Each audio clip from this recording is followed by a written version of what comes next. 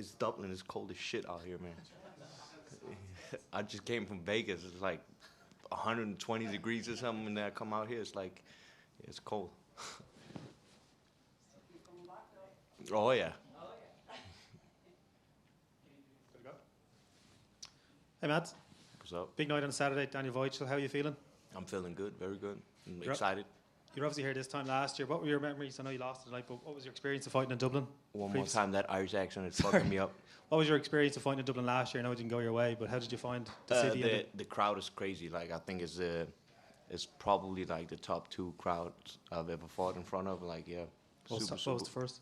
I actually think the best crowd I fought in front of was in Denmark a couple of years ago, but it was a way smaller stadium, so it was more intimate. But like the Dublin crowd was crazy too. Probably the reason why I thought Copenhagen was good was because it was home court advantage, right? Obviously, Daniel's one of the most experienced fighters around. What are your thoughts on him as an opponent?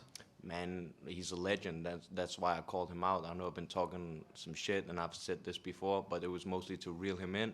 I've been wanting to fight this guy since I almost became a pro. He fought in Denmark when I was 10 years old on a fight card. I was live watching back in 2004, so it's pretty cool getting to fight him. And he's like all round good like fighter. He fought who's who, and like if you look at his track record, that's like the type of record you would want to have when you retire. He's really the anybody, anytime, anywhere, and I respect that a lot. Very good. Just behind you, we've got 2 guys in the poster, Pedro and Pico. Aaron Pico, what are your thoughts on that fight? I'll leave that to them. Fair enough. Mans, obviously you're a top-level jiu-jitsu guy, and jiu-jitsu is maybe becoming less and less relevant as a finishing method in MMA over the last few years. As someone who obviously is one of the top people in the world at that art in mixed martial arts, do you think it's something that kind of can make a rebound, that people can start finishing people via submission again? Not the way that they teaching it in the jiu-jitsu gyms today. It's soft as fuck, to say it like mildly. Like they going for all this worm guard, spider guard, this guard, that guy. Like the old school way, like Henso and Hickson did it. Like get the takedown, get on top, get to mount, punch somebody in the face and choke people. That's how it works in MMA. But this soft shit where they like butt scoot to each other and try to get each other's foot, that shit don't fly in MMA. So when you get slapped, that don't work. That's probably the answer I wanted. Yeah. Is that something that you've kind of looked at your game and like you need to do that? Is it more aggressive? Is aggression the thing that you need maybe while using your jiu-jitsu? No, I think you got to be smart. It's like always position before submission, and usually if you get the submission, it's because the opponent kind of quit on you, especially in MMA. In Jiu-Jitsu, it's more like scrambly. People open up more for position, but MMA guys are better at getting up. And that's actually a thing. I think it's a major flaw in today's Jiu-Jitsu schools, that they emphasize way more on submissions than positions. If I have my position correct, you'll never get me in a submission. And it's like, it's kind of like the same as if I just go in and teach you how to knock somebody out. But if I don't put you in that space where I can put it on you, it don't matter. So yeah. Do you think a large part of that is because of the way fights are judged these days? And obviously if you hold position and you aren't going for submissions or aren't landing big shots, you're not scoring as heavily? One more time, again, the Irish accent. Sorry. So do you think jiu-jitsu has changed in MMA because of the way fights are judged these days? Because No, I don't think so. I think it all goes back to the jiu-jitsu schools. They're soft. It's simple as that. When you look at ADCC and all that stuff, none of them goes for like for the wrestling. It's just, I'm gonna sit down, I'm gonna scoop with my butt towards you. No, that's not a fight. If they want to make jiu-jitsu great again and make it great again in MMA, they should start giving minus points for jumping guard. If your guard is that freaking good, you get a minus point. And I bet you then they'll stop jumping guard. Do you think jumping guard in MMA is something that should be brought back more to be more aggressive? No. Actually, it's funny because I'm good on the ground, but I actually really think jiu-jitsu is soft. I actually don't like it. It's weird to say, especially how it is today. I really don't like how jiu-jitsu, like how the tournaments and how they call it fights. How can it be a fight when nobody's getting slapped? That I don't understand. Like I really don't like how the jiu-jitsu is today. Kind of touching on what Sean was saying there, as a fighter, when the rules do tweak or change, they did a few years ago, and the scoring criteria becomes different, are you a fighter that kind of would be up on that, or would you be making sure you knew every last rule, that that having dominant position is, as if you've been hit with a big shot early in the round, is probably not going to win the round for you, and you need to make something happen? Is that in your mind, or is you just doing what you always do? I just do what I always do. Do you think that's a disadvantage to not, if you were playing any other sport and you didn't really know the rules properly of how to win, that would be a big problem, no? I can't, when a man is trying to kick my head off, I cannot think of the rules.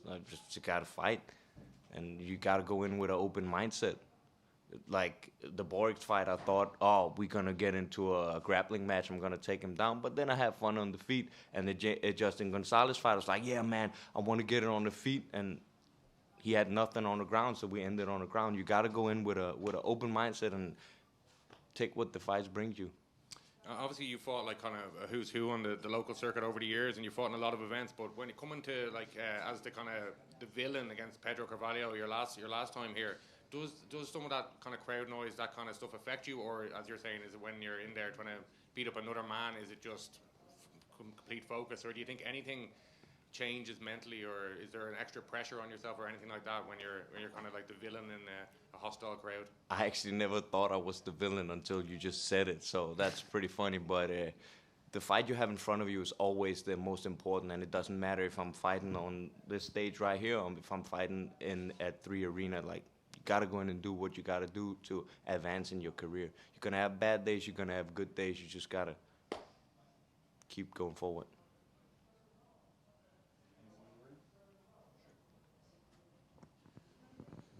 So Daniel's always very exciting. Like, he always brings a fight to you. Would you rather win in a very dominant way, or would you rather have one of those fights that everyone is talking about at the end of the night? It's back and forth. Yeah, that's a tough question for me, because you don't get paid for overtime or what you say. So if I can go in and get him out of there real quick and barely get touched, of course you got to be smart and use your fight IQ. But deep inside and all down to my nuts, I want to have a Gaddy Walt type of fight. But if I can make it easy, he's a legend. Of course, it's not going to be easy. But if I can make it easier, then of course I will do that. What do you think? How important is your legacy in Denmark for you? To be honest, I don't give two shits about Denmark. They're dumber than these, what do you call this, when it comes to fighting. The casuals, I don't give two shits about. For me, it's about getting respect from the people that I looked up to, the fighters that I looked up to when I was coming up, and from the young guys that is coming up now to be looking up to me. The casuals, they don't know their ass from their elbow. So, yeah. Is that part of the reason why you moved to Vegas as well? Or? No, it's because that's where the best training is, and that's where, if you bump into the best training partners, it's like the mecca of fighting. Yeah. Yeah. I'll see you there soon. Yep. Yeah. Santiago? I'm Matt. Hello from Amsterdam. Thank you for the time. What the fuck is Matt, that? you were very vocal about wanting to fight against Weichel after your excellent performance against Gonzalez. And it seems like Weichel was for a short while not responding. Here we have the fight. Did you always have a feeling Bellator would make this fight at some point anyway?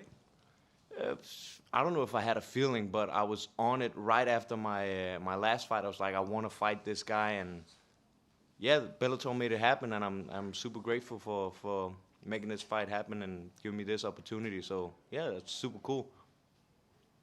So Extreme Couture is an amazing spot right now with champions all over the place, and a lot of strong contenders as well, like yourself, Jeremy Kennedy. The list just goes on, but how did your camp go for this fight? And can you feel it in the gym that the excitement level is very high? The excitement level is always very high in Extreme Couture. There's a bunch of crazy dudes in that gym. Need I say more than Sean Strickland? But the camp has been going great. I'm injury-free and ready to go. Patrick? Hey Matt, last time out you got back in the win column against a very highly touted prospect. Did that add any motivation to you for training for this fight?